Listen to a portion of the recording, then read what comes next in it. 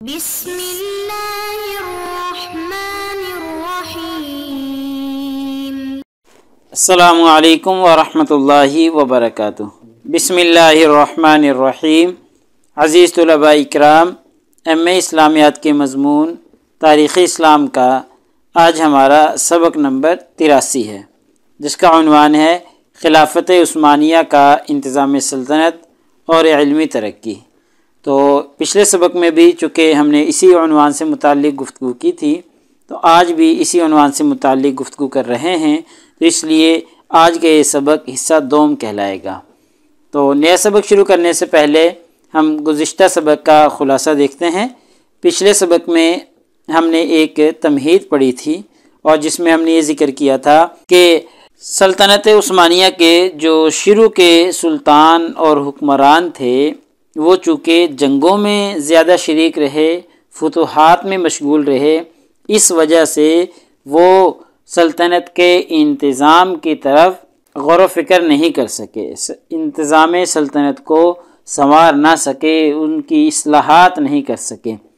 لیکن بعد میں جو خلفاء آئے، جو حکمران آئے، جن میں اوور خان تھا، اس نے سب سے پہلے انتظام سلطنت کی طرف توجہ دی اور وقتی طور پر فتوحات سے توجہ ہٹائی اور سلطنت کے انتظام کو بہتر کیا اور اس میں اصلاحات نافذ کیں۔ تو ان اصلاحات میں سے ہم نے ایک سلطان کا عہدہ دیکھا تھا کہ سلطان کا عہدہ کس مقصد کے لیے تھا اور کیسے تھا اور کیوں تھا۔ ایسے ہی دیوان کے بارے میں ہم نے پڑھا، صدر اعظم کا عہدہ ہم نے دیکھا، ایسے ہی قاضی عسکر کے بارے میں ہم نے پڑھا تھا، فوجی نظام جو ان کا تھا اس کے بارے میں ہم نے گفتگو کی تھی، اور ینیچری جو کہ ان کی فوج تھی، جو کہ اس کا نام تھا، اس کے بارے میں ہم گفتگو کر کے آئے ہیں۔ تو آج کے اس سبق میں اسی سلسلہ سے متعلق آگے چلیں گے اور انتظام سلطنت کے بارے میں جو ہم پڑھ رہے تھے اپنی گفتگو کو آگے بڑھائیں گے، اور انتظام سلطنت میں سے صوبائی نظام دیکھیں گے کہ عہد عثمانیہ میں صوبائی نظام کس طرح کا تھا، عدالتی نظام کے بارے میں پڑھیں گے کہ عدالتی نظام کیسا تھا، اور خلافت عثمانیہ کی ثقافت کے متعلق پڑھیں گے کہ ان کی ثقافت کیسی تھی، اور ایسے ہی ان کے اقتصادی نظام سے متعلق ہم گفتگو کریں گے کہ ان کا اقتصادی نظام کیسا تھا۔ تو چلیے ہم گفتگو شروع کرتے ہیں۔ تو انتظام سلطنت میں سب سے پہلے ان کا صوبائی نظام دیکھتے ہیں۔ چونکہ جو سلطنت عثمانیہ تھی وہ 3 بر اعظموں پر پھیلی ہوئی تھی، جن میں بر اعظم ایشیا تھا، بر اعظم یورپ تھا اور بر اعظم افریقہ تھا۔ تو ان 3 بر اعظموں پر سلطنت عثمانیہ پھیلی ہوئی تھی۔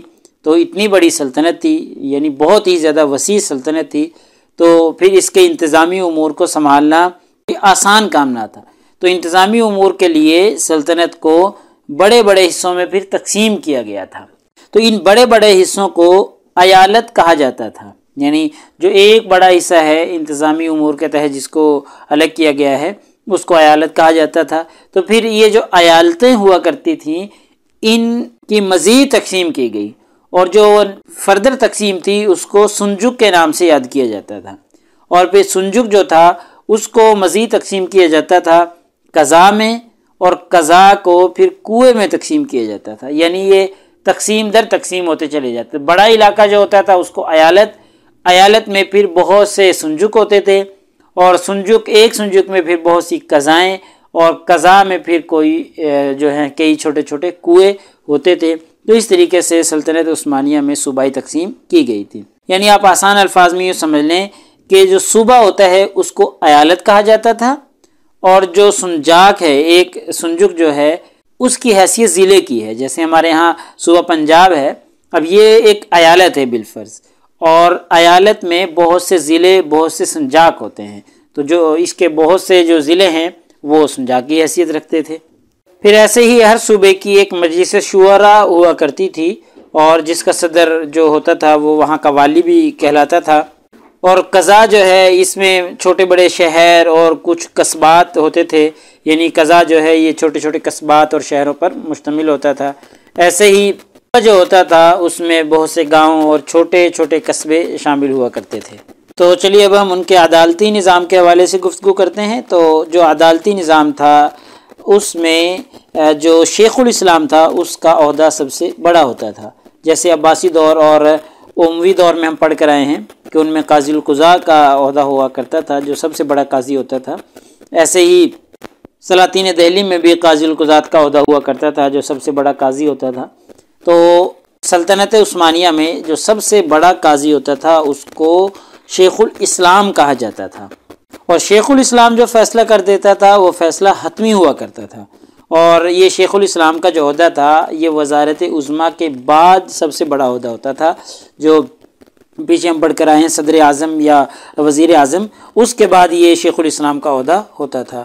اور شیخ الاسلام کا جو تقرر ہوتا تھا وہ تقریباً تمام عمر کے لیے ہوتا تھا کہ تب تک وہ شیخ الاسلام صاحب حیات رہیں گے تب تک یہی جو ہے مفتی اعظم اور شیخ الاسلام رہیں گے، قاضی القضاء رہیں گے، کوئی اور نہیں بن سکتا. اور سب سے عجیب بات یہ ہے کہ جتنے بھی وزارات ہیں، چاہے وزیر اعظم ہو چاہے صدر اعظم ہو، یہ سارے کے سارے سلطان کے سامنے جواب دہ ہوتے تھے. لیکن شیخ الاسلام جو ہے قاضی القضاء جو ہوتا تھا وہ سلطان کے سامنے جواب دہ نہیں ہوتا تھا، وہ صرف خدا کو جواب دہ ہوتا تھا اور ہر کام جو ہے وہ شریعت کے مطابق کرتا تھا. شیخ الاسلام صاحب کے پاس بہت سے اختیارات ہوتے تھے، اس کے اختیارات انتہائی زیادہ وسیع ہوتے تھے. اس کا اندازہ آپ اس بات سے لگا سکتے ہیں کہ شیخ الاسلام کو سلطان کی معزولی کے متعلق بھی اختیار ہوتا تھا کہ اگر وہ شریعت کی روشنی میں دیکھے اور فتویٰ دے دے کہ جی سلطان کو معزول کر دیا جائے شریعت کی روشنی میں، تو پھر یہ فتویٰ بھی اس کا مانا جاتا تھا. یہاں تک اس کے پاس اختیارات ہوتے تھے.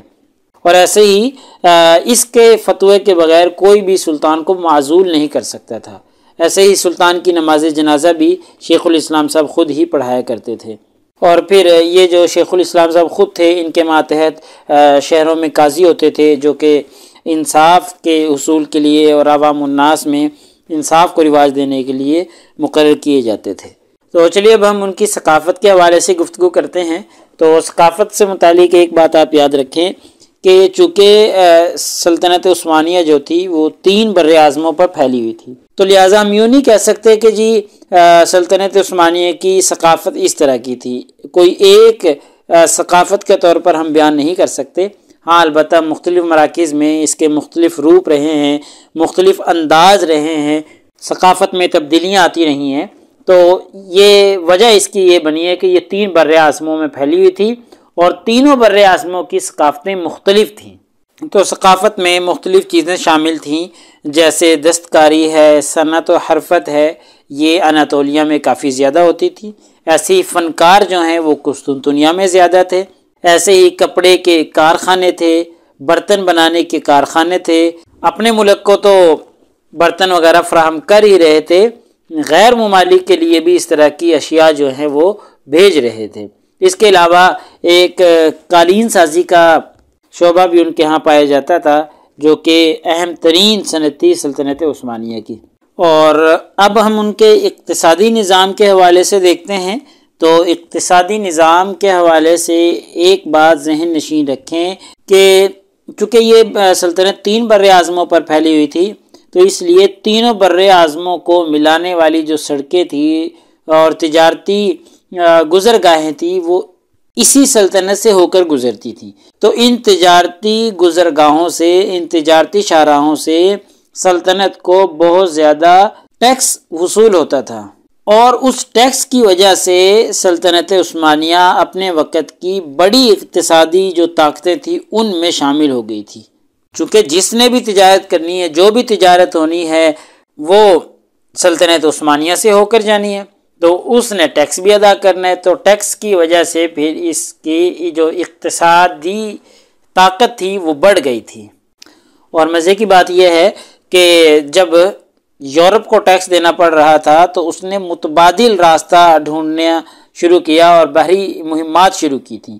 اور 1492 میں جب کولمبس نے امریکہ دریافت کیا تھا تو اس وقت سلطنت عثمانیہ جو ہے وہ اپنے عروج پر تھی، یعنی ٹیکس ادا کرتے تھے لوگ، ان کو جتنے بھی تجارت کرتے تھے وہ سارے اس کو ٹیکس ادا کرتے تھے. جب انہوں متبادل راستے ڈھونڈنا شروع کیے کہ یہ ٹیکس نہ دینا پڑے تو یہ کولمبس نے اسی وقت امریکہ کو دریافت کیا تھا، متبادل راستہ ڈھونڈتے ڈھونڈتے. اور سلطنت عثمانیہ کا جو زوال ہوا ہے، زوال کی ایک وجہ بھی یہی ہے کہ یورپ نے جو ہے متبادل راستے تلاش کر لیے، جس کی وجہ سے ان کی اقتصادی طاقت میں کمی آنا شروع ہو گئی، مالی حالت بگڑنا شروع ہو گئی، جس کی وجہ سے اس کو سلطنت عثمانیہ کو زوال کا شکار ہونا پڑا۔ تو چلیے اب ہم ان کے علم و ادب کے حوالے سے گفتگو کرتے ہیں۔ تو سلطنت عثمانیہ کے جو حکمران گزرے ہیں ان کا علم و ادب کے ساتھ گہرا تعلق تھا۔ علماء کی، فضلاء کی اور مفتیان کی وہ بے حد تعظیم اور تکریم کیا کرتے تھے اور ان کو باعزت روزگار فراہم کرتے تھے۔ محمد اول جو حکمران گزرا ہے سلطنت عثمانیہ کا، اس کے دور میں علم و ادب کی بھرپور جو ہے وہ سرپرستی کی گئی تھی اور اس کو شاعری سے بہت زیادہ لگاؤ تھا۔ ایسے ہی سلطان محمد فاتح جو تھا ترکی زبان کا ایک صاحب دیوان شاعر تھا۔ دیکھیں، خود سلطان بھی ہے اور صاحب دیوان شاعر بھی ہے۔ اس کو مطالعے کا بے حد شوق تھا اور اس نے اپنے دور حکومت میں دیگر علوم و فنون کی ترویج کا کام بھی کیا تھا۔ ایسے ہی بایزید بھی سلطنت عثمانیہ کا ایک حکمران گزرا ہے، اس کو تصوف، مذہب اور شاعری سے دلچسپی تھی۔ سلیم اول جو گزرا ہے یہ تاریخ اور فارسی شاعری کے علاوہ مطالعے کا بھی شوق رکھتا تھا۔ سلطان محمد فاتح کے دور میں تعلیم کا جو سلسلہ شروع ہوا ہے، آگے چل کر یہ بہت ترقی پاتا چلا گیا اور پھر جو سلطان محمد فاتح کے جانشین حکمران بنے ہیں انہوں نے بھی تعلیم کو خوب پھیلایا ہے، اور اس کے بعد سے ہی تو یہ رواج پڑا ہے کہ ہر سلطان ایک مسجد ضرور تعمیر کرواتا تھا اپنے زمانہ میں، اور مسجد کے ساتھ لازمی ایک مدرسہ ہوا کرتا تھا اور جہاں پر طلباء کو تعلیم دی جاتی تھی۔ تو یعنی کہ خلاصہ یہ ہے کہ علم و ادب کے حوالے سے سلطان خود بھی دلچسپی رکھتے تھے اور علماء فضلاء کی تعظیم اور تکریم بھی کرتے تھے، اور تعلیم کی ترویج اور تعلیم کی ترقی، تعلیم کے پھیلاؤ کے لیے اقدامات بھی کیا کرتے تھے اور تعلیم کو سپورٹ کرتے تھے۔ یہی وجہ ہے کہ قسطنطنیہ میں جو مدارس تھے ان کی تعداد 500 تھی، اور جن میں سے جو بڑے بڑے مدارس تھے وہ 13 تھے۔ تو اتنی بڑی تعداد اسی وقت ہو سکتی ہے جب سلطنت کا خود کا، ریاست کا خود کا لگاؤ تعلیم کی طرف ہو، ورنہ اپنے طور پہ ایسا کبھی بھی نہیں ہو سکتا۔ تو لہٰذا ہمارے آج کے اس سبق کا خلاصہ یہ نکلا کہ آج کے اس سبق میں ہم نے سلطنت کے نظام حکومت پر اور اس کی علمی ترقی پر گفتگو کی ہے، اور اس میں ہم نے صوبائی نظام دیکھا ہے کہ نظم کی وجہ سے ملک کو بڑے بڑے حصوں میں تقسیم کیا گیا تھا، پھر چھوٹے حصوں میں تقسیم کیا گیا، پھر مزید چھوٹے حصوں میں تقسیم کیا گیا تھا۔ ایسے ہی عدالتی نظام دیکھا، شیخ الاسلام سب سے بڑا منصف اور سب سے بڑا جج ہوتا تھا، اس کے ماتحت باقی لوگ کام کرتے تھے، اس کا فیصلہ حتمی فیصلہ قرار پاتا تھا۔ ایسے ہی ان کی ثقافت بجا طور پہ یہ نہیں کہا جا سکتا کہ جی ایک ہی ثقافت تھی، ایک ہی طرز کی تھی، ہاں البتہ مختلف علاقوں میں مختلف ثقافت تھی، چونکہ یہ سلطنت 3 بر اعظموں میں پھیلی ہوئی تھی۔ ایسے ہی اقتصادی نظام کے حوالے سے ہم نے دیکھا کہ ان کا اقتصادی نظام جو ہے وہ بڑا مضبوط تھا۔ اس کی وجہ یہ ہے کہ تینوں بر اعظموں کو ملایا جاتا تھا اور شاہراہیں ساری یہاں سے گزرتی تھیں، تو اس لیے ٹیکس وصول ہوتا تھا۔ ٹیکس کی وجہ سے ایک طاقتور اقتصادی سلطنت یہ بن گئی تھی۔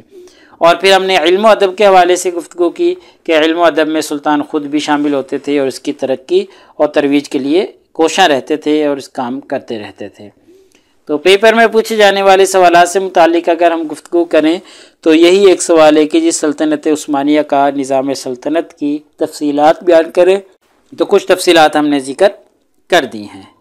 تو اگلے سبق نمبر 84 میں انشاءاللہ ہم اسی ترتیب سے چلتے رہیں گے اور سلطنت عثمانیہ کے زوال کے اسباب اور اس کے سقوط کے جو اسباب ہیں انشاءاللہ گفتگو کریں گے۔ جزاکم اللہ خیر۔